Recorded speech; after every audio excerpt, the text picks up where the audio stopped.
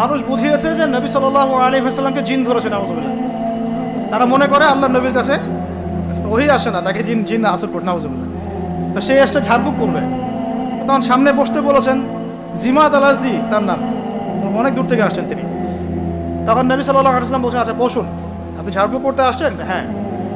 তো কথা শুরু করার আগে তিনি বলছেন, ইন্নাল হামদালিল্লাহ নাহমাদুহু ওয়া নাস্তাঈনুহু মান ইয়াহদিহিল্লাহু ফালা মুদিল্লা লাহু ওয়া মান ইউদ্লিল ফালা হাদিয়া লাহু ওয়া আশহাদু আল লা ইলাহা ইল্লাল্লাহ ওয়া আশহাদু আন্না মুহাম্মাদান আবদুহু ওয়া রাসূলুহু। এটা বললেন জিমাদ আল আজদি, তিনি বলছেন কি বললেন আরেকবার বলেন দেখি। তিনি আরও একবার বললেন, কি বললেন আরেকবার বলেন দেখি, আরও একবার বললেন। তখন জিমাদ আল আজদি বলছেন যে আল্লাহর কসম, আমি তো এসেছিলাম আপনাকে ঝাড়ফুঁক করার জন্যে, কসম আল্লাহর, আপনি যে কথাগুলো বললেন মনে হচ্ছে এগুলো সাগরের গভীর থেকে উঠে আসছে। কারণ আমি জীবনে অনেক মানুষকে ঝাড়ফুঁক করেছি, অনেক পাগল সারিয়েছে, এরকম কালাম জীবনে আমি শুনি। মানুষ এভাবে ইসলাম পেয়েছে তার কাছ থেকে।